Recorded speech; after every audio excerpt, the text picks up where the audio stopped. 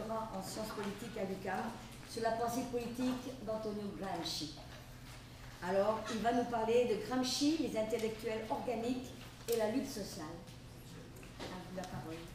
Oui, donc aujourd'hui, je vais vous parler peut-être de gens qui sont un peu plus dans notre passé.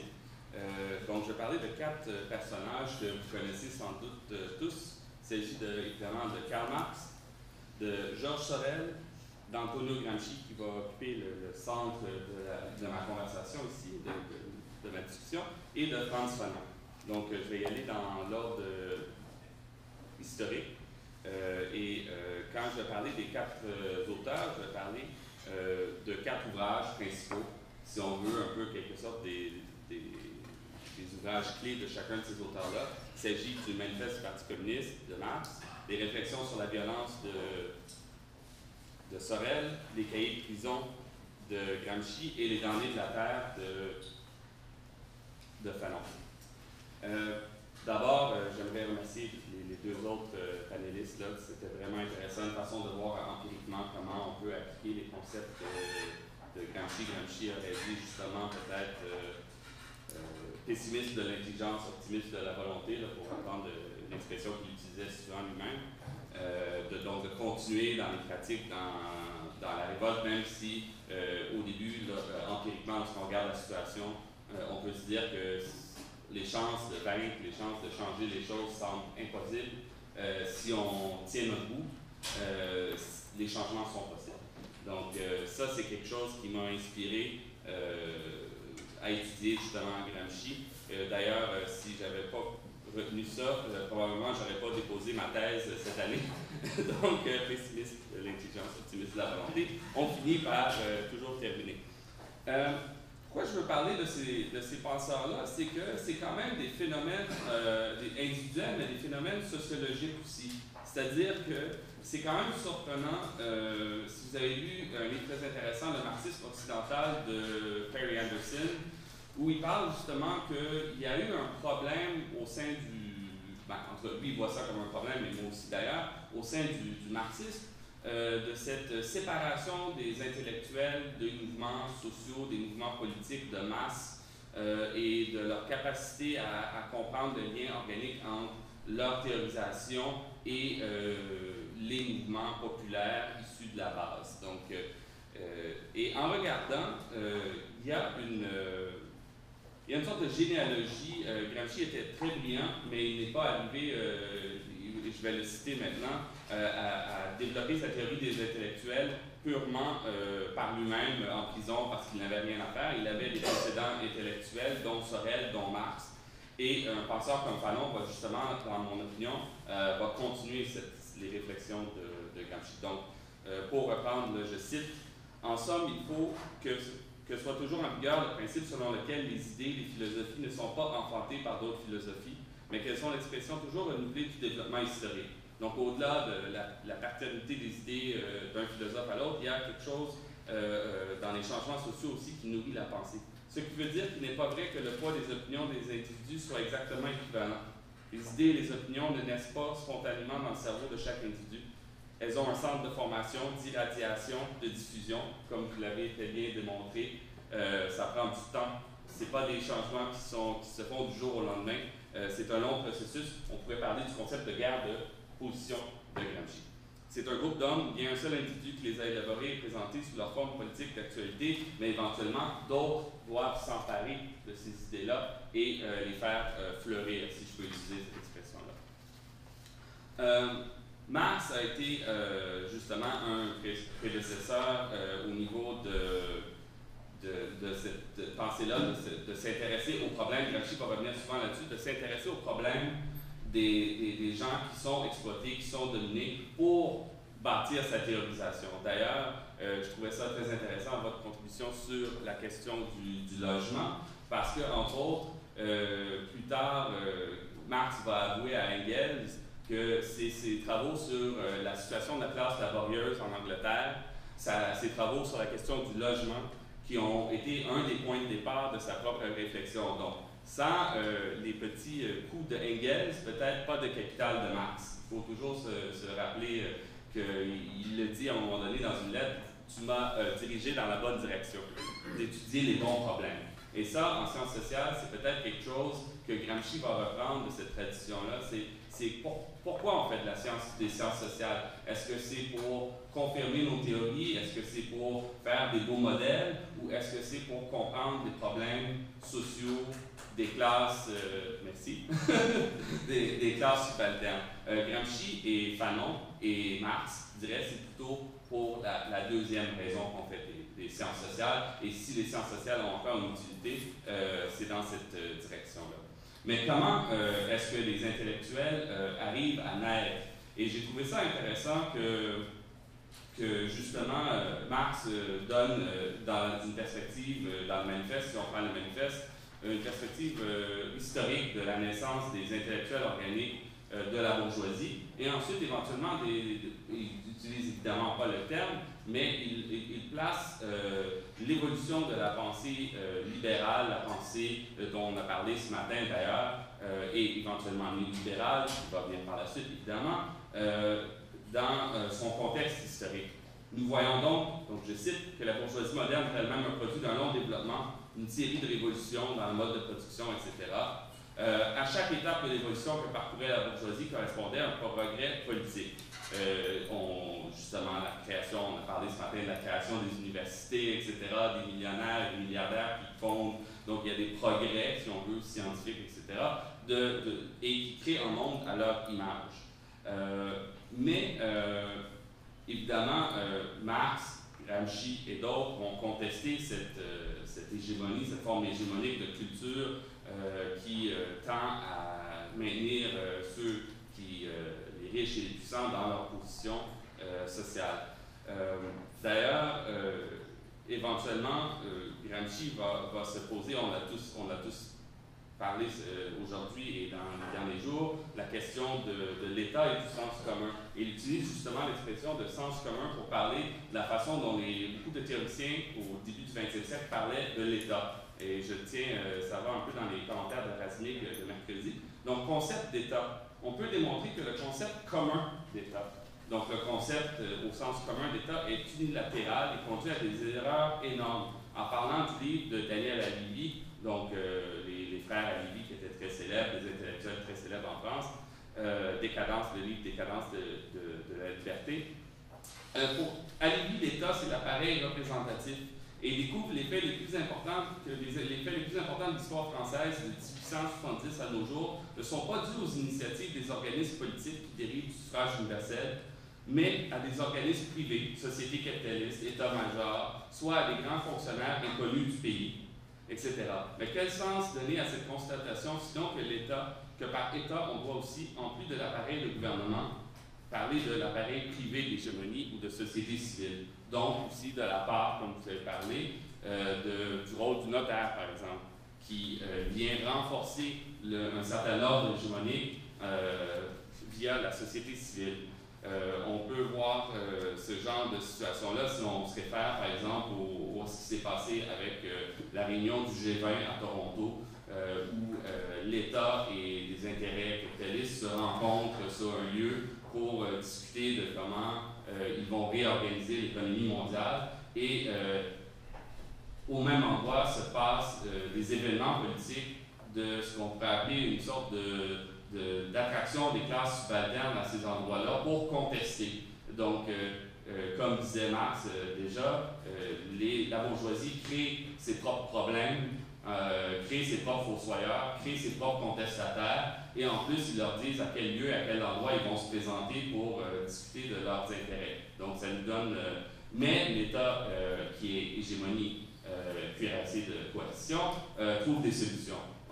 Quand on regarde la répression policière, quand on regarde l'utilisation du système judiciaire pour criminaliser les contestataires en ce moment, les rapports secrets pour étudier, pour s'assurer que des manifestations comme ceux qui s'est passé l'année dernière et cette année ne se reproduisent plus, etc.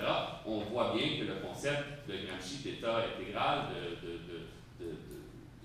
lorsque l'hégémonie est remise en question, qu'on peut passer assez rapidement à l'utilisation de la force dans certaines circonstances. Donc, et aussi, il y a un autre point important Gramsci, Fanon puissent apparaître, il faut qu'il y ait une situation justement inacceptable où les gens ressentent cette injustice. Donc, ça prend un certain, évidemment, ça c'est dans une épistémologie matérialiste, c'est-à-dire que ça prend des classes doivent exister, la colonisation doit être réelle pour qu'il existe un mouvement, par exemple, de décolonisation, de transformation sociale. Et puis, Marx va parler de comment, justement, dans les... comment cette conscience, à partir de ces inégalités, se développe. Il va dire, parfois, les ouvriers triomphent, une victoire éphémère. Le résultat de leur lutte est moins le succès immédiat que l'union grandissante des travailleurs. Donc, dans tout mouvement social, dans tout mouvement de contestation, c'est le début qui est le plus difficile. C'est cette prise de conscience collective qui est le clé. Et on voit ici, je crois, dans ce passage-là, que tout comme Gramsci va l'expliciter de façon plus longue dans ses cahiers de prison, Marx voyait déjà que c'est un travail de longue haleine que celle d'une révolution des rapports sociaux, des rapports de production, des rapports d'exploitation. C'est pas quelque chose qui se fait du jour au lendemain. Aussi, d'ailleurs, il explique sociologiquement comment certains de ces intellectuels-là peuvent naître, donc je parle encore de Marx. Depuis, nous venons de voir des fractions entières de la classe dominante se trouvent précipitées dans le prolétariat par le progrès de l'industrie ou sont menacées dans leurs conditions même d'existence. J'ai reçu l'autre jour mon papier pour rembourser mes prêts d'études, donc je viens d'être précipité de façon assez brutale. J'ai jusqu'au mois de juillet pour changer d'identité. Elles aussi apportent au prolétariat une foule d'éléments éducatifs.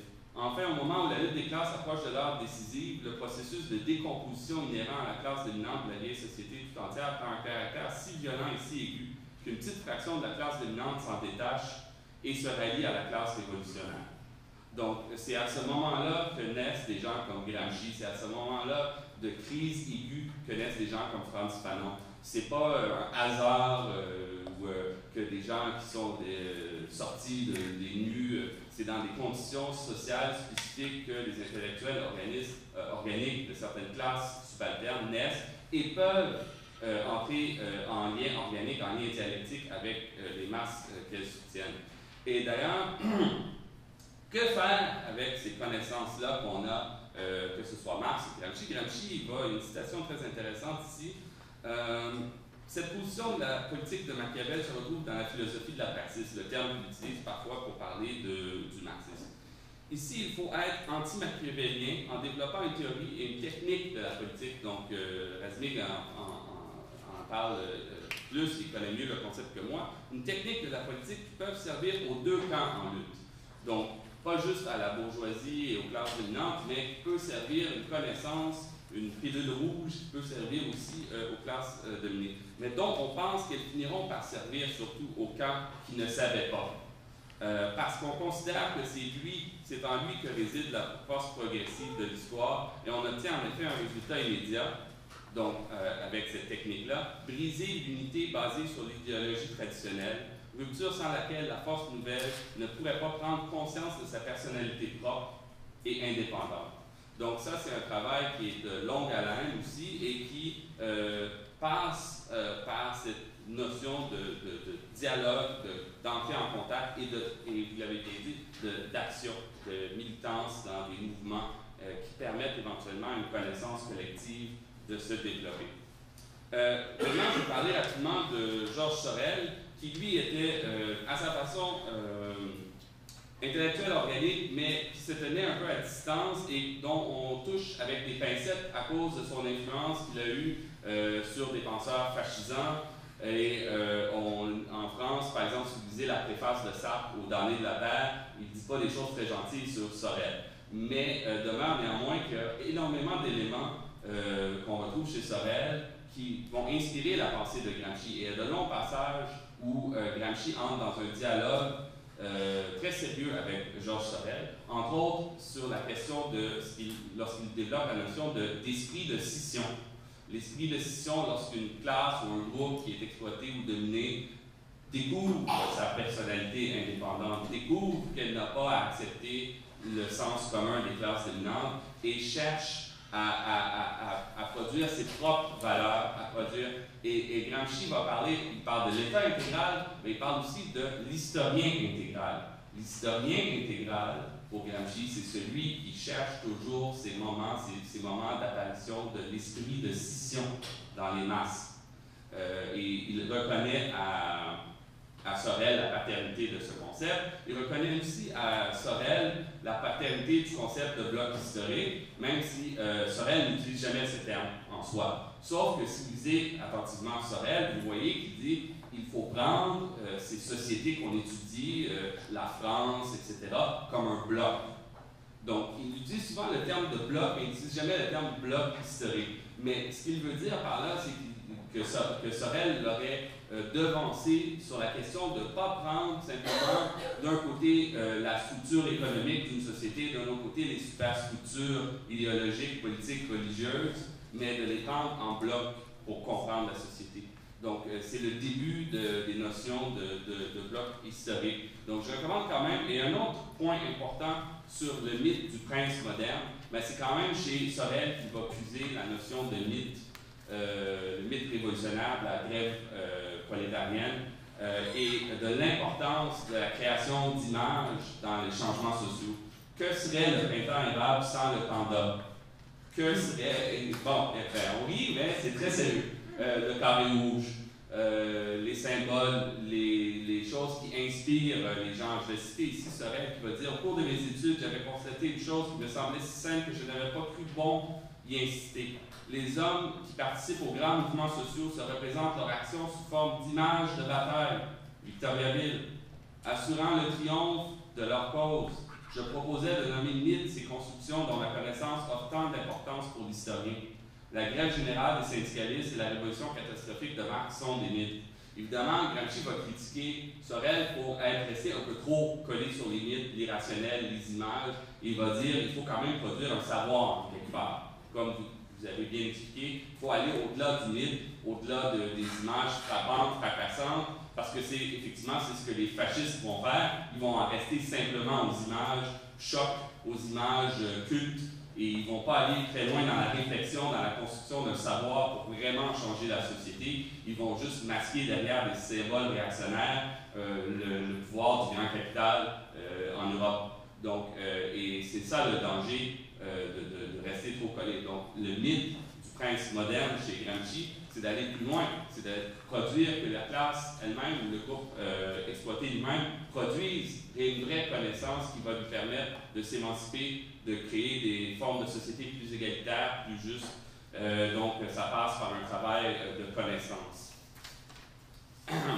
Et d'ailleurs, j'aimerais aussi mentionner un point que Jean-Marc Piot a mentionné mercredi, et je vais citer en long le passage de Gramsci, c'est que l'erreur de l'intellectuel consiste à croire qu'il peut savoir sans comprendre, et spécialement sans sentir et sans être passionné. Donc ça, ce n'est pas des mots qu'on entend très souvent lorsqu'on soumet un papier pour évaluation dans un article scientifique. Si je commence à parler de ma passion pour mon sujet ou de comment telle situation empirique m'enrage en tant qu'être humain, j'ai peur de lire le retour du rapport qui dit non scientifique. C'est aussi une tombe sur le pilote comme évaluateur.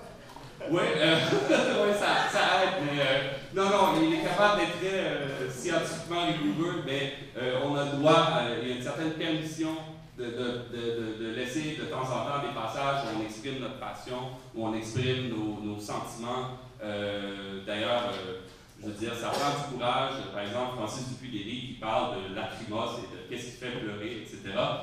C'est pas tout le monde qui peut écrire là-dessus. Mais c'est important parce que c'est cette passion-là pour la cause des gens avec qui on se sent solidaire qui nous permet de continuer la lutte, même que lorsqu'objectivement on regarde la situation, on se dit que ça ne vaut pas la peine de continuer. Donc, je m'étais posé la question, est-ce qu'aujourd'hui, une maison d'édition universitaire publierait un livre comme Le Capital où Marx va affirmer, par exemple, que le capital vient au monde en suant de la boue et du sang par tous les pores. Donc, il y a des passages où, par exemple, le fameux passage où il dit « La bourgeoisie n'a plus aucun droit historique à l'existence ». C'est quand même assez, assez sévère comme condamnation historique et morale, mais je suis parfaitement d'accord, mais est-ce qu'une maison d'édition universitaire aujourd'hui publierait ce bouquin? Mais publierait ça a été publié par Le Châtre en France et ils ont fermé la maison d'édition suite à des menaces contre la maison d'édition. Les pouvoirs politiques ont fermé la place qui a publié Le Capital. Et d'ailleurs, Marx disait, c'est une anecdote célèbre, mais on a voulu publier le Capital en fascicule en France. Donc, on peut encore trouver des formats un peu fascicules du Capital de Marx. Il disait, l'important, c'est qu'un travailleur puisse se permettre de l'acheter. Je ne suis pas sûr qu'il y a beaucoup de travailleurs qui se sont achetés Le Capital en fascicule, mais certains, évidemment, l'ont fait, clairement, mais d'ailleurs, entre autres, des anarchistes, etc. Mais c'était une priorité pour lui de rendre accessible sa connaissance à ceux à qui il voulait parler. Et il a dit, je préfère publier en France sous forme de fascicule, donc abordable pour le travailleur. Un autre exemple qui est très comique, si vous avez déjà lu le livre En droit de Godwin sur la justice, l'anarchiste Godwin, ils ont dit, le Parlement se demandait si on devait rendre ça prohibitif, les prix, mettre une taxe spéciale sur un gros livre comme ça. Ils disaient de toute façon, les gens que ça pourrait intéresser, ça coûte trop cher de toute façon, donc c'est pas un danger, on le laisse publier, le livre de Godwin en Angleterre, parce que de toute façon, c'est juste les riches qui vont le lire. Donc, je vais terminer parce que je crois qu'il ne me reste pas beaucoup de temps, mais je crois qu'on est en ce moment avec tout ce qui se passe ici et ailleurs dans le monde, et j'aurais aimé parler de Fanon, et peut-être à la fin je pourrais dire quelques mots de Fanon pendant la période de questions, j'aurais vraiment aimé en parler, mais je vais terminer sur une citation de Gramsci. L'aspect de la crise moderne que l'on déplore comme une vague de matérialisme est lié à ce que l'on appelle une crise d'autorité. Si la classe dominante a perdu le consentement, c'est-à-dire si elle n'est plus dirigeante. Donc, il y a cette distinction, évidemment, chez Gramsci, entre une classe hégémonique qui est à la fois dirigeante et dominante. Donc, on en a parlé tout le temps dans les derniers jours, mais seulement, elle demeure seulement dominante. Moi, je perçois qu'on tourne vers une crise, ce qu'il va appeler la crise d'hégémonie, et seulement les tentistes d'une pure force de coercition. Cela signifie précisément que les grandes masses se sont détachées des idéologies traditionnelles. Le sondage que vous avez mené l'a peut-être démontré justement que les gens sont prêts à un changement, les gens veulent un changement, et ils se détachent des idées traditionnelles. C'est pas vrai qu'on est tout seul avec nos livres de Gramsci dans notre sous-sol. Il y en a d'autres comme nous. Donc, qu'elle ne croyait plus à ce qu'elle croyait auparavant. La crise consiste justement dans le fait que l'ancien meurt et le nouveau ne peut pas naître. Pendant cet interrègne, on observe les phénomènes morbides les plus variés. Les condos, les notaires qui nous vendent des condos. Ça fait partie des phénomènes morbides qu'on est en train de constater en ce moment, les bidivises, etc. Sur ce, je termine et vive la révolution.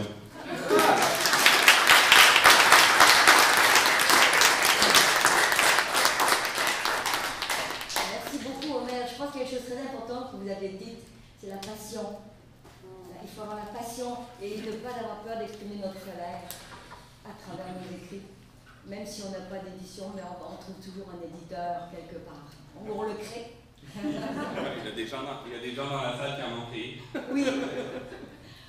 Alors, merci beaucoup. Je pense qu'il y aura certainement de belles questions pour un beau débat dans la salle.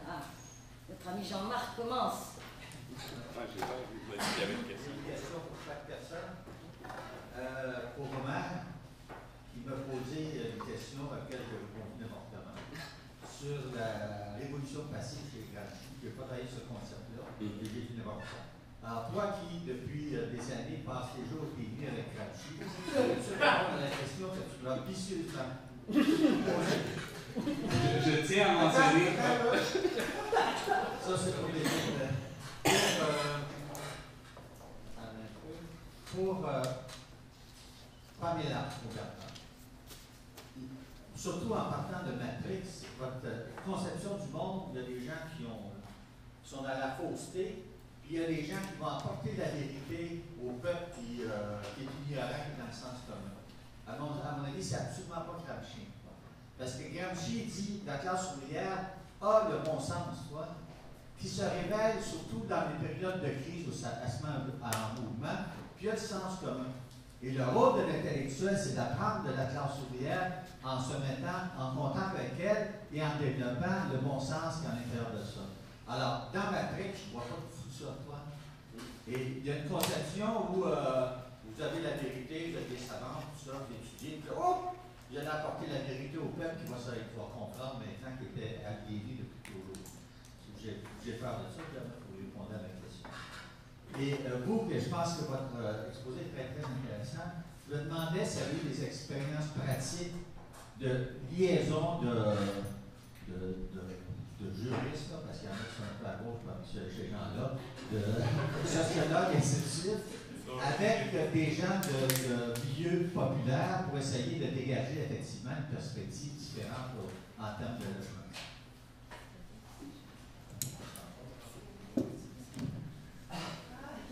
Qui répond le premier? Oui, est-ce qu'on procède une question à la fois? Est-ce qu'on fait comme ce matin où il y a d'autres gens?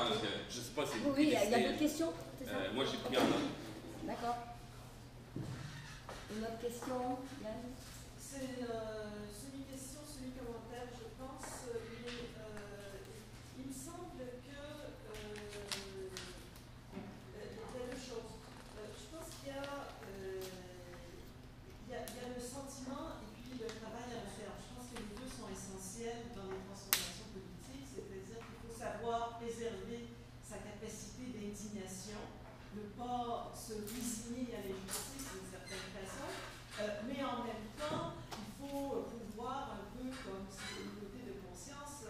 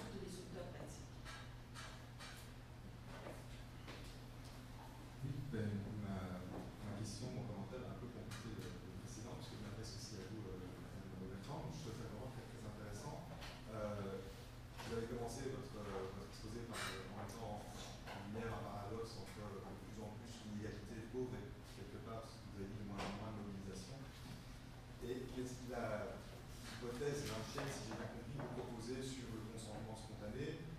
Le paradoxe, c'est qu'il ne me semble pas vérifié véritablement par votre terrain empirique, puisque précisément dans le cas des OGM, j'ai l'impression que, comme vous l'avez rappelé, la plupart des gens dominés n'ont pas intériorisé, n'ont pas développé un consentement spontané vis-à-vis des OGM. Au contraire, majoritairement, on peut dire que la population, si en fait ça existe, est contre les OGM. Et donc, je ne suis pas sûr que le consentement spontané soit un bon outil pour expliquer l'absence de mobilisation. Et je pense qu'il y a peut-être des outils peut-être plus vérifiables empiriquement. Et je suis désolé d'ouvrir une parenthèse d'analyse économique dans certaines pages d'un chien, mais par exemple, l'individu rationnel qui calcule, dans le cas d'une mobilisation qui a pour objectif un bien collectif qui va bénéficier à tous et toutes, par exemple l'interdiction des OGM, l'individu n'a aucun intérêt à supporter les coûts de la mobilisation, parce que les mobilisations, ça coûte toujours. Et donc, voilà, c'est ce qui peut aussi expliquer qu'il n'y ait pas de mobilisation toujours observable. Les plus pauvres, maintenant, pourquoi est-ce que les plus pauvres ne se mobilisent pas? Si on prend Ted Taylor, par exemple, qui a repris la notion de frustration relative, inspirée par Marx, qui disait que le loin est relatif. Mais c'est vrai qu'on constate qu'en 1789, par exemple, c'est pas du tout la période où l'économie française est au plus bas, au contraire, il y a un reflux. Et c'est précisément parce que c'est au moment où les gens s'aperçoivent que le progrès est accessible et visible qu'ils vont se mobiliser. Donc, autrement dit, ce que vous avez pointé comme un paradoxe n'en est pas un. En fait. Plus il y aura de pauvres et plus ils seront pauvres, moins il y aura de mobilisation, parce que le progrès n'est pas accessible, ne sont pas visibles. Et bon, dans la théorie des frustrations relatives, il n'y a pas que ça. Effectivement, on vient parler de la notion de structure d'opportunité politique. De manière générale, la politisation, le fait qu'une revendication, qu'une frustration se transforme en un combat politique est une condition sine qua non au succès de l'engagement.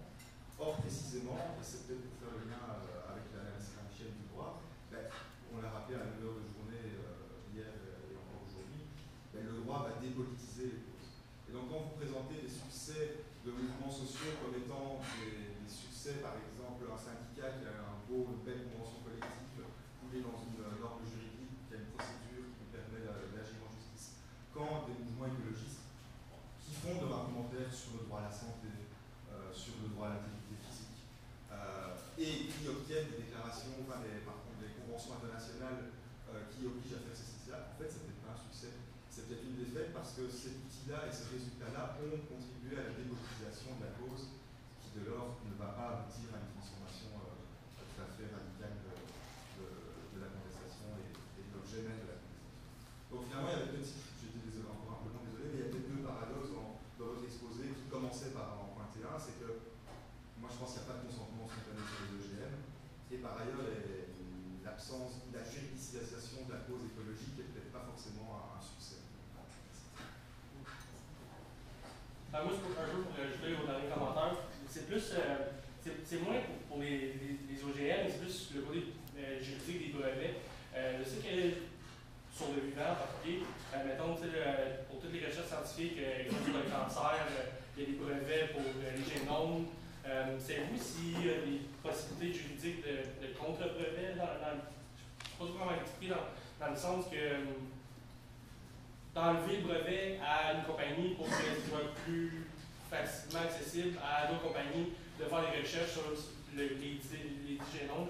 Puis je suis aucunement juriste, puis je me demandais un peu si est-ce qu'il y avait des précédents ou s'il y avait une possibilité ou ça vous reste. Alors la parole est au conférencier pour répondre. Oui, donc votre intervention, vous avez bien expliqué un peu le phénomène. D'ailleurs, Gramsci, vous lirez ce qu'il dit sur justement 1789 et que c'était pas justement un moment nécessairement où les classes les plus subalternes étaient au pire, etc. Et il essaie d'expliquer justement c'était le coup d'avocats et de notaires frustrés qui ont poussé pour la révolution. Max Weber aussi va dire à peu près la même chose dans le savant et le politique. Donc, donc, ça va dans le questionnement d'aller au-delà du déterminisme économique pur, simple, rationnel. Pour répondre, et ça répond aussi à la question un peu de Jean-Marc indirectement, c'est justement ça, c'est qu'il y a toujours un danger, par exemple, justement, avec la juridisation d'un problème comme cela, de tomber dans ce qui pourrait être vu comme une forme de révolution passive. De dire un succès qui n'en est pas vraiment un représentant du mouvement étudiant qui devient député, des choses de cette nature-là, pour ne pas les nommer,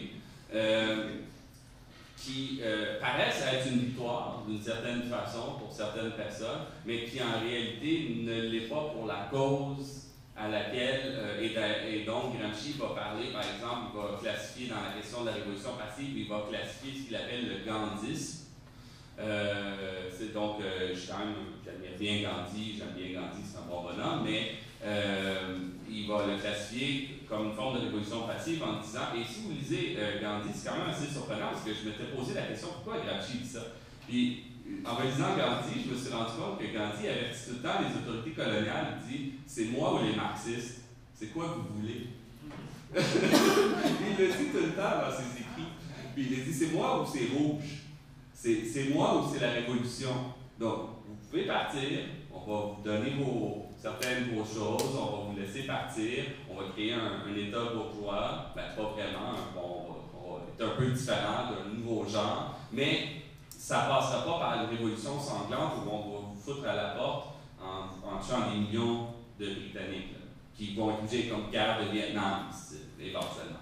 Donc, Gandhi et Gramsci disent cette façon-là d'être, et Fanon va en parler, donc j'accroche Fanon là-dessus. Fanon aussi s'inquiétait beaucoup sur cette question, sans en parler de révolution passive, de ce danger toujours de dire, ben, on va avoir notre indépendance, mais ça va être une indépendance qui, en fin de compte, va être négociée avec les anciennes autorités coloniales, et on va garder les liens de dépendance tels qu'elles étaient, mais on va avoir un drapeau, et on va avoir un siège à l'ONU, mais en réalité, on va être soumis aux anciennes puissances. Donc, ça va paraître être une victoire, mais ça n'en sera pas une. Et Fanon va dire qu'une vraie révolution, une vraie indépendance passe par d'aller au-delà de cette forme de révolution passive. Quoique Gramsci, juste pour encore répondre à cette question-là, dit qu'il peut y avoir des formes de révolution passive qui sont des victoires relatives et qui sont réelles dans le sens où c'est mieux une révolution passive qu'une réaction tout court.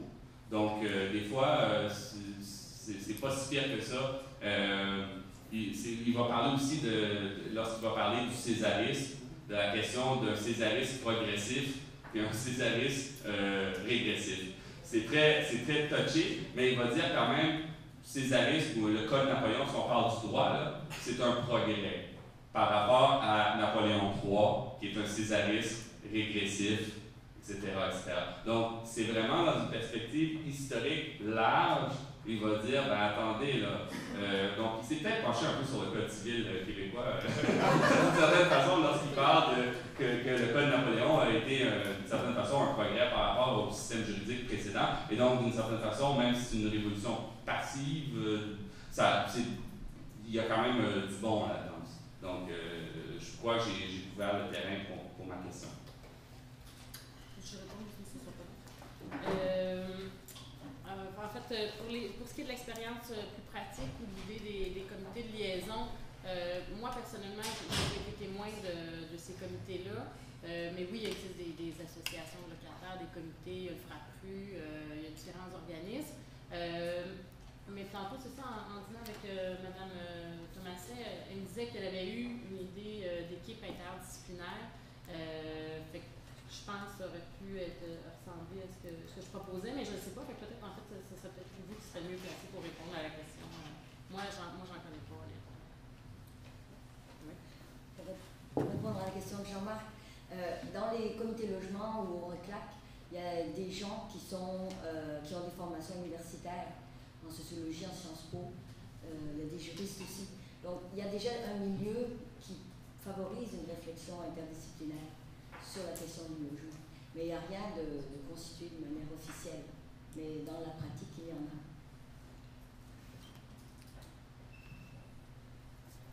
Oui, est-ce qu'il y a une réponse encore? Vous n'avez pas répondu. On a une autre série de questions. Je vais essayer de répondre. Donc, la première question, c'était sur le film Matrix. En fait, si j'ai mis l'exemple du film, c'était pas tant pour montrer montrer le bon sens et le sens commun, c'était plus pour mettre en exergue le concept de cadre, et notamment le concept de filtre. Et que si vous avez des fois des moments où on présente un filtre différent, ça peut vous permettre de passer à l'action. Mais bien évidemment, Gramsci le dit, et plusieurs auteurs des mouvements sociaux vous disent que l'exemple sur la communauté critique anti-OGM, je vous le montre, c'est souvent quand les gens passent à l'action et sont avec ceux qui sont sur le terrain, qu'ils changent, qu'ils évoluent et que les masses ne reçoivent pas le savoir de ça qui vient d'en haut. Donc bien évidemment, moi je suis d'ailleurs je défends d'ailleurs cette idée, c'est quand vous êtes, et je travaille d'ailleurs avec les agriculteurs à ce niveau-là sur la souveraineté alimentaire, j'ai appris énormément avec eux, c'est quand vous êtes avec eux qu'effectivement vous développez vous-même un savoir qui vous enseigne. Donc c'est une interaction mutuelle, et ce que j'essaie de montrer, peut-être maladroitement, ce que j'essaie de montrer avec la communauté critique, de voir justement, c'est quand vous mettez à plusieurs, que chacun vient avec son expertise, qu'on développe un nouveau savoir ensemble.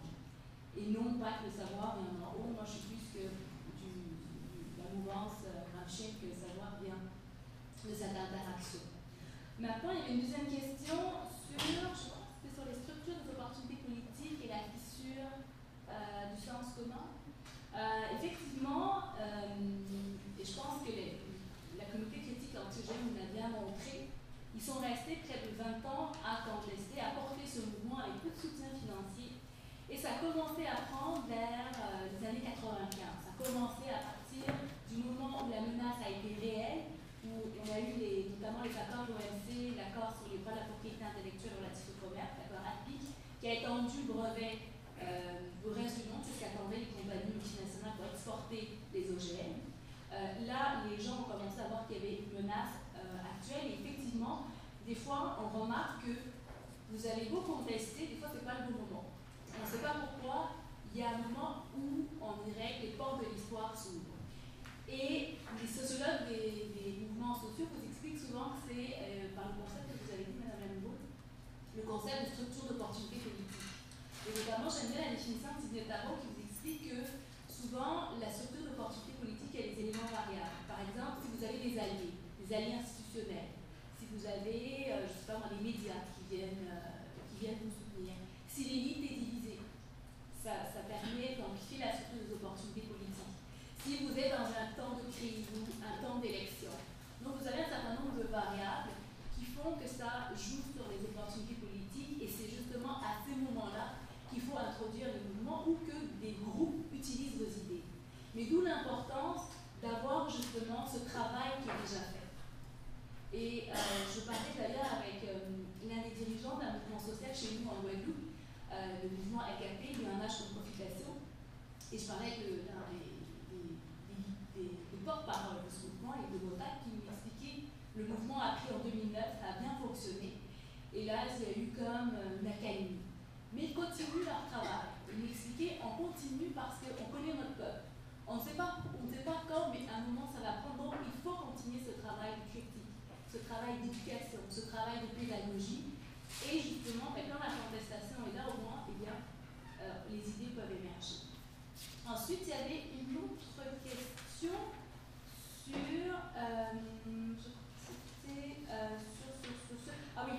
sur le consentement.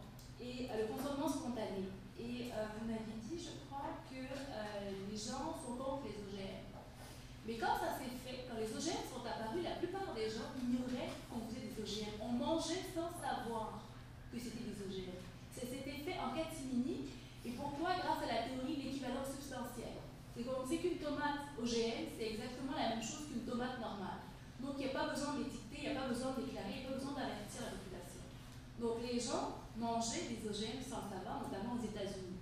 Et c'est parce que justement il y a eu toute cette critique, c'est parce que justement ces gens-là ont diffusé, ont écrit, ont fait des lettres, ont mobilisé les médias, ont diffusé ce savoir, que les gens se sont rendus compte qu'on mangeait des OGM et que ces OGM étaient sur le marché. Et c'est pour ça l'exemple très célèbre qu'on a vu de José Bové, qu'ils ont, grâce à la Confédération paysanne, qui avait arrêté un cargo d'OGM. On ne savait pas qu'il y avait des OGM là à l'intérieur. C'est parce qu'ils l'ont révélé que les gens ont su et que les gens ont dit ben non, on ne veut pas de ça.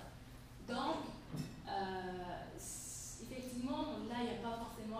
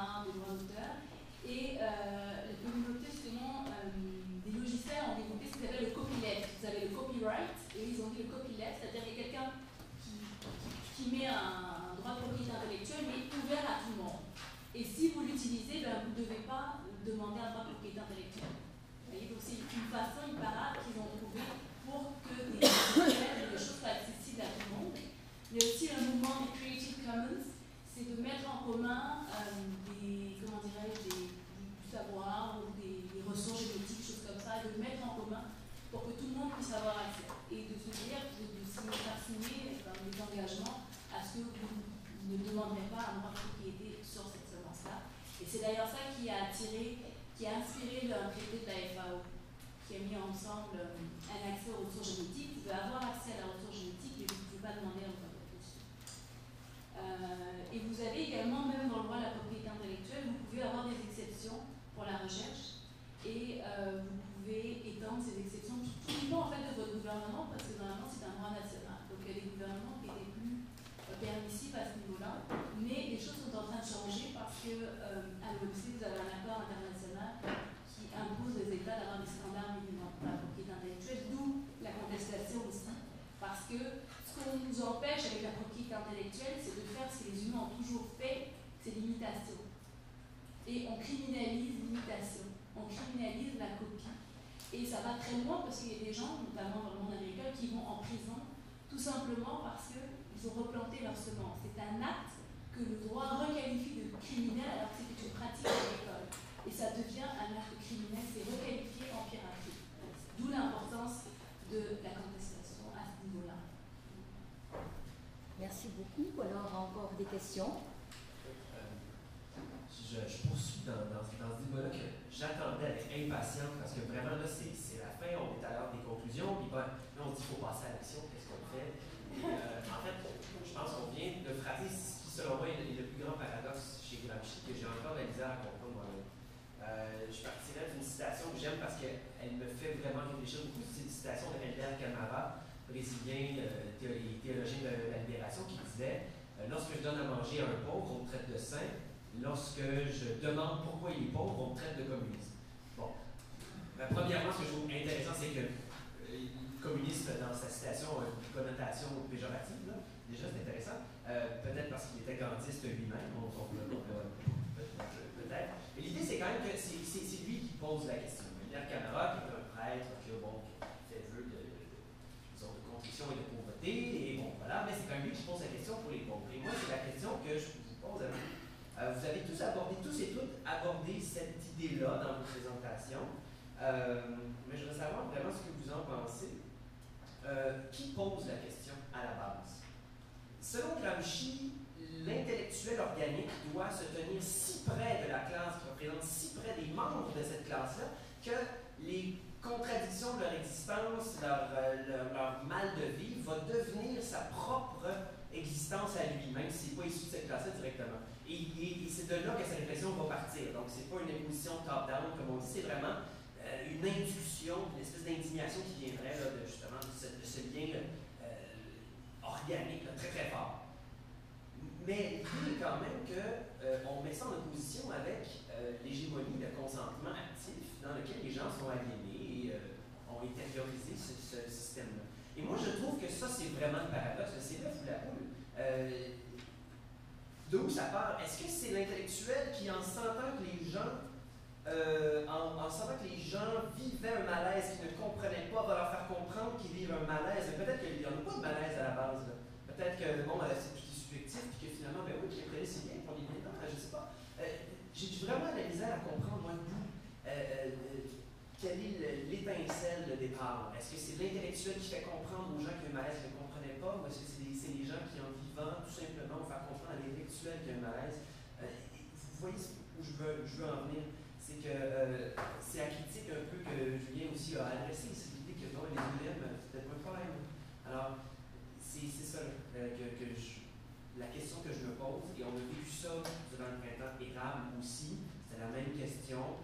On essaie de mobiliser les gens, c'est de leur faire comprendre qu'il y a un problème, puis au pire, on traite les gens qui ne veulent pas manifester de flambou, de capitalisme, quoi que ce soit. Oui, mais. Voilà. C'est mon malade. Il y a d'autres questions? Oui. Allez-y. On en a parlé. Je trouve ça intéressant que vous posiez la question. Je voulais faire une intervention. Moi, j'ai travaillé dans le comité logement. J'ai fait mon stage du barreau au comité logement Rosemont. J'ai travaillé au comité d'action de parc extension. Puis j'ai essayé des membres du comité logement dans le quartier Saint-Michel. Donc, j'ai vu à différentes étapes dans le travail de comité logement. Au comité logement Rosemont, on avait une approche double.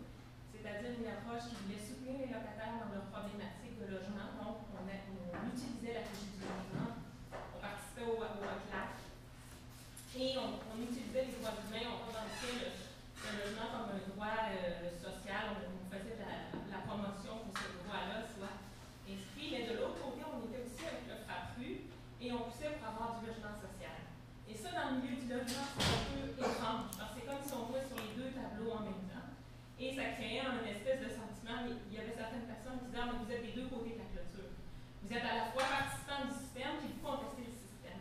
Alors, c'est un peu ça aussi qui, des fois, peut devenir un problème. Parce que, comme tu dis, c'est quoi le besoin? Si le besoin, c'est d'améliorer le logement parce que la personne est dans la misère, on peut la laisser comme ça. Est-ce qu'on va la laisser comme ça pour qu'elle veuille la révolution? Ou bien on l'aide à régler son problème de coffret d'une moisissure? C'est dans un exemple très concret. Alors, il y avait un peu cet aspect-là de lutte où on disait, ben oui, on veut améliorer dans une perspective plus globale, peut-être avec les concepts dont on parle depuis le colloque, mais en même temps, on voulait aussi aider les gens dans leurs problèmes très concrets et c'était pas facile au niveau idéologique d'assumer les positions. Est-ce qu'il y a une dernière question? Alors, je pense qu'on va donner le temps aux panélistes de répondre. On a encore du temps. Est-ce qu'il y a quelque chose à dire? Juste peut-être pour celle de Mathieu, que tu disais effectivement qu'on a une étincelle de départ. De toute façon, la contestation, le passage à l'acte, et je peux rebondir sur ce que l'a dit Julien, je crois, il y a plusieurs facteurs qui peuvent expliquer pourquoi les gens passent à l'acte. Il y a plusieurs études qui ont été faites, et je pense que c'est un processus global. C'est pas juste le consentement, c'est pas juste la rationalité, c'est pas juste l'étincelle. Je pense souvent que ça vient d'une interaction. Et je prendrai l'exemple, imagine qu'il y a un sujet des fois qui t'allume. Moi, ce qui m'a allumé, ça a été les OGM. Je connaissais rien aux OGM, moi c'est les droits humains qui m'intéressaient. Ça m'a allumé. Je me suis renseignée et je pense que chacun d'entre nous, il y a un des sujets, Marie-Neige, c'est le notariat, avec Gramsci, c'est les penseurs, Fanon. Gramsci, il y a quelque chose, des fois, une étincelle qui nous allume, mais c'est l'interaction avec les groupes qu'on va rencontrer, avec les gens qu'on va rencontrer, qui vont soit nous conforter, soit nous conforter dans notre volonté d'aller plus loin. Et les groupes, peut-être qu'on va rencontrer, justement nous pousser à contester. En tout cas, moi, c'était le cas quand j'ai rencontré les mouvements paysans, qui vont pousser vraiment à approfondir la critique, ou des fois, qui vont faire l'inverse. Donc, c'est vraiment tout un processus très, très complexe qui nous pousse à la contestation, mais je suis d'accord avec toi que des fois, il y a des gens, toi, tu vas voir un problème et eux, ils ne vont pas le voir. Et où s'arrête la limite, où commence? Est-ce que tu vas les forcer ou pas? Ça, c'est toujours difficile, mais c'est une interaction, justement. Et c'est quand tu vas te confronter avec ces gens qui, eux, ne vont pas avoir un problème, que ça va peut-être donner naissance à une recherche, à une réflexion qui va permettre d'améliorer un peu ta réflexion et leur réflexion. Je pense que le problème que monsieur vous posez, c'est un problème qui, depuis l'apparition de ce qu'on peut appeler la gauche moderne, on confronte. C'est-à-dire que, je veux dire, j'ai parlé en termes d'anecdotes, j'ai un ami anarchiste qui dit, je comprends pourquoi quelqu'un qui, je sais pas moi, qui vit dans un 2,5 et qui a une job pas très sécure va voter quand même pour Québec solidaire. Même si lui, il est apolitique. C'est-à-dire qu'il parle apolitique dans le sens des systèmes représentatifs, etc. Et il va dire non, nous, on s'assemble dans des groupes de quartier et on refuse toute collaboration ou toute négociation avec l'État ou avec les. Et donc, il y a des raisons de principe politique est-ce que vous l'avez bien dit, est-ce qu'on laisse les choses s'empirer pour que les gens se fâchent plus? Est-ce qu'on aide les gens à améliorer leur sort, mais qui risquent ensuite de provoquer une situation où les gens arrêtent de contester à un certain moment parce qu'ils sont minimalement satisfaits? Ayant passé mes jours et mes nuits avec Gramsci, si bien dit, et ce qui est triste dans cette histoire, c'est que effectivement dans mon lit, oui, je passe mes jours et mes nuits avec des livres de Gramsci à côté de mon... C'est vraiment triste. Donc, c'est quand on parlait de besoins psychologiques là, et de traitement, c'est pour ça que je le faisais comme ceci. Ayant milité dans différentes organisations, et d'ailleurs j'ai une petite annonce encore passée pour le Centre internationaliste Ryerson. Le 16 et le 18, il y a des conférences d'étudiants qui sont crédités ici à l'UQAM. Ils vont parler justement de l'État-providence, ils vont parler des droits à la scolarité, etc., etc. Donc le 16, c'est à Saint-Viateur. D'ailleurs, j'ai vu des affiches qu'il y a une mobilisation contre la hausse des loyers. Donc, dans ce quartier-là, même si c'est un peu huppé, etc., des jeunes un peu, bon, que des fois je suis à parler avec, mais c'est du bon monde. Ils travaillent tous chez Ubisoft. Là. Donc, bref, j'ai des pamphlets pour ça et j'ai aussi, pour continuer cette discussion-là au-delà d'aujourd'hui, il va y avoir tout cet été les vidéos de David Harvey sur le capital de Marx et j'ai des affiches pour ça aussi et c'est ouvert à tous, étudiants, pas étudiants, militants, pas militants, où on va discuter des enjeux justement de ces questions-là fondamentales. Mais Gramsci aussi, tu l'as lu, donc tu sais qu'il était tiraillé lui-même par ce genre de questions. Justement, dans sa lecture de Sorel, des fois il dit justement Sorel, est-ce qu'il ne va pas trop loin? Est-ce qu'il ne va pas trop dans l'extrémisme? De dire c'est la révolution totale, on bouleverse tout, ou on tombe dans le réformisme plat et on ne sort pas du capitalisme. Et Gramsci, il était tiré entre ces deux extrêmes-là. Il y a des aspects de sa pensée qui veulent une amélioration progressive. Et chez Marx aussi, on voit ça aussi. Là. Sur l'usine le capital, etc. Il voit la journée de 10 heures, etc., les réformes. Le droit du travail comme tel, et Harvey en parle de est-ce que c'est pas une façon, le droit du travail, est-ce que ça n'a pas mitigé un peu les contradictions et permis à ce que, justement, à l'apparition de l'hégémonie à la fin du 19e et au début du 20e siècle, l'amélioration substantielle d'une partie de la classe ouvrière dans le monde occidental. On peut en parler. Moi, je suis quand même de l'opinion que malgré tout, il y a des tendances aux crises. Quelqu'un a mentionné Ernest Mandel, respect, pour ça. Il y a des tendances inhérentes aux crises. On voit ce qui se passe en Grèce, on voit ce qui se passe en Espagne. J'ai pleinement confiance que les capitalistes vont engendrer de la misère suffisante pour que les gens se révoltent. Je n'ai aucune crainte pour ça. Ils ont été très bons à le faire de par le passé. Ils vont continuer à le faire. Il s'agit de savoir qu'est-ce que nous on fait pour essayer de le contrer. On a d'autres réponses? Je pense que... Ah, une autre question? Juste une question simplement. Une fois en défense, ça permet là sur le film. Pour ma part, je ne trouve pas du tout que ce soit un exemple non pertinent. Au contraire, je trouve qu'il est tout à fait en rapport direct. En tout cas, il n'est pas en contradiction avec Gramsci. Comment j'ai compris, moi, l'histoire des pilules, c'est que si on prenait la bonne pilule, c'est qu'on va être libéré du sens commun. Et c'est le point du départ de la réflexion, justement, qui nous mène au bon sens. Pas du tout, donc c'est pas du tout une idée qui nous a imposé de l'extérieur. Simplement, ça nous libère donc du sens commun. C'est comme ça que j'ai compris le film, bien que ce soit un film américain. Petit commentaire là-dessus. Je pense qu'il est tout à fait pertinent. Gramsci appelait ça l'erreur de l'illuminisme.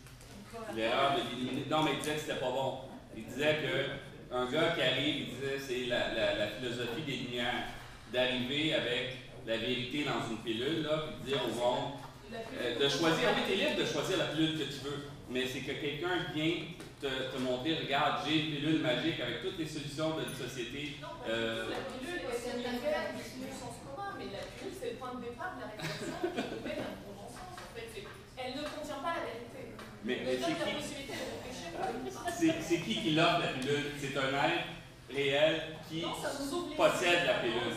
Ça me permet de réfléchir par soi-même. Même dans le film, quand il prend cette pilule, c'est à lui de découvrir. C'est-à-dire qu'on lui propose juste une autre vision. Il a le choix d'aller voir qu'est-ce qu'on lui propose ou de rester là. Mais dans le film, on lui dit bien, c'est à toi d'explorer. Et effectivement, on le voit à travers tout le film, c'est à lui de faire le travail. C'est-à-dire que même quand les gens vont vous proposer des missions, et je rebondis sur ce que tu disais Mathieu, on va vous proposer quelque chose, mais c'est à vous de faire le travail, c'est à vous de créer le modèle, de créer le savoir.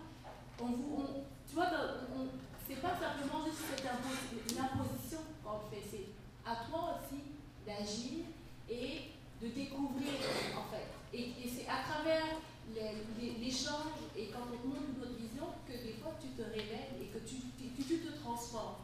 Et c'est d'ailleurs, je pense que ce qu'il disait Gramsci, à travers l'action, on se transforme.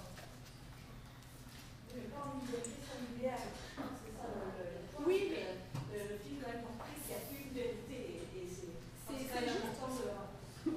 Ça termine sur la matrice. C'est excellent. Je pense que la discussion va se poursuivre. Je pense qu'il y a un cocktail de débat. Je donne la parole à Rémi et à Violaine pour le mot de clôture. Ça soulève les questions. Bon, merci en tout cas juste pour clore cette discussion sur les pilules. Moi, j'ai tout le temps pensé que les pilules bleues aussi pouvaient permettre à certains de se révéler dans certaines circonstances.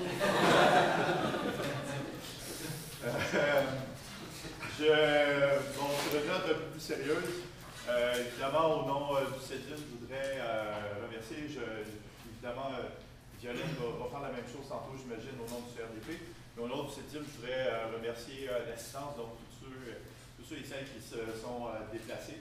Je voudrais aussi, évidemment, remercier les conférenciers et conférencières. Et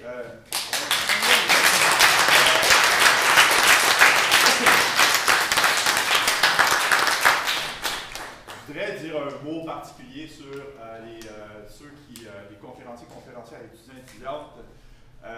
Vous savez, il y a quelques années, quand j'ai décidé de devenir prof d'université, je l'ai fait parce que j'avais la passion de la recherche. Et depuis que je suis prof, je me rends compte qu'une des parties les plus agréables, peut-être la plus agréable de mon travail, c'est l'encadrement avec les étudiants et étudiantes, notamment au cycle supérieur. Et là, quand je vois des conférences venant d'étudiantes ou d'étudiants comme celles qu'on a vues, et particulièrement quand ça vient de gens que je fréquente, que j'encadre depuis quelques années, moi, ça me fait particulièrement chaud au cœur et ça me donne l'impression que je suis à ma place comme prof. Voilà.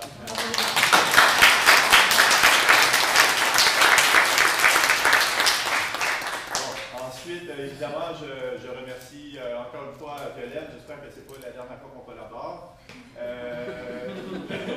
Sur le plan professionnel, c'est sûr qu'on va continuer à prendre la bière, mais sur le plan professionnel, j'espère qu'on va continuer à collaborer. Je remercie Marie-Neige pour son aide, autant dans la construction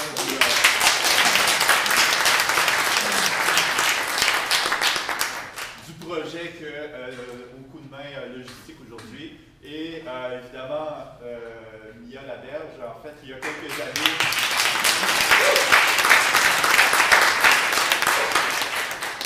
donc ça c'est quand même sympathique que vous attendiez que j'ai terminé avant de terminer. Non, mais il y a quelques années, je me rappelle d'avoir qualifié Eric Pujol de monsieur Cédim, mais je pense qu'avec le travail accompli par Mia Laberge, on peut maintenant qualifier Mme Cédim. Là, c'est le temps d'applaudir. Sur une note un peu plus technique, pour les conférenciers et conférencières, vous avez vu, on a enregistré visuellement les conférences. Et avec l'objectif de mettre ça sur le site, et donc on utilise maintenant de plus en plus la plateforme YouTube. Donc si vous avez des problèmes existentiels avec cette pratique, je vous prie de m'en informer. Et à défaut de telle communication, on va considérer que vous avez accepté d'avoir votre chef-d'œuvre en fait qui va circuler sur le web. Et dernièrement, vous êtes tous et toutes conviés à un cocktail dans un local qui va être ici, pas très loin, en fait, non à l'autre site, mais au A1715. Mais je crois que Mia va vous donner plus d'informations à cet effet. Donc, merci encore.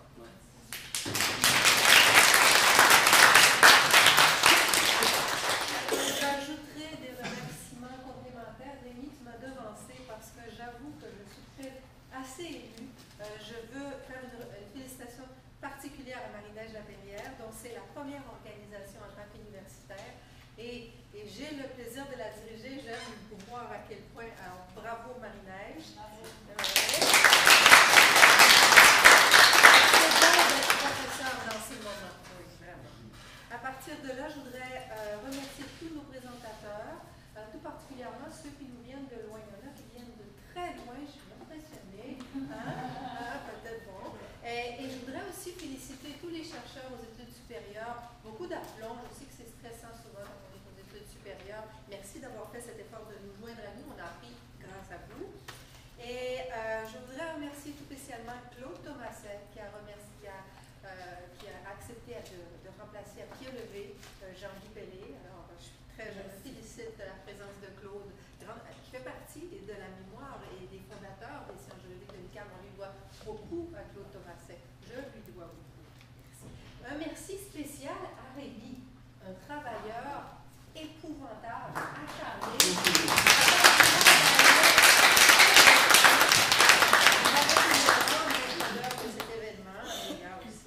Et j'aimerais émettre l'espoir à la fin que tous les réseaux qu'on a créés ne se disparaissent pas comme ça. Alors, on a entendu parler de certains coins du monde. J'avoue que je suis impressionnée par la description d'Abu Dhabi. La description idyllique qu'on en a faite. Alors, pourquoi pas un colloque sur Gramsci numéro 2 à Abu Dhabi?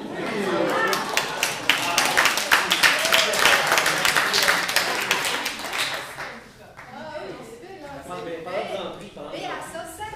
Ah oui, Maya. Voilà, à Saint-Sac. Bon, bref, c'est l'idée générale. Alors, on se retrouve autour d'un cocktail. Merci encore. Tu fais remarquer qu'il est 16 heures. On termine à temps. Attendez. Je vais juste dire un petit peu pour les conférencières internationaux. J'ai un formulaire à vous faire remplir, donc je vais vous distribuer pour que vous ayez l'argent plus tôt. Donc, venez me voir, ça va être profitable pour vous. Et je voulais remercier l'ensemble des participants du colloque également, parce que sans vous, ça sert à rien de faire des panettes comme ça, parce que ça se perd un peu dans l'image. Donc, félicitations à tout le monde d'être venu. Merci beaucoup.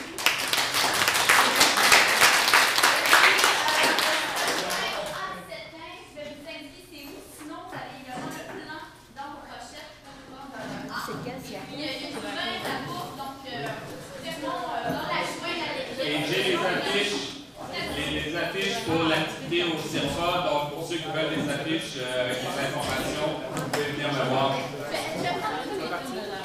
c'est le fun. Je décolle avec des coins de et ça s'est bien passé.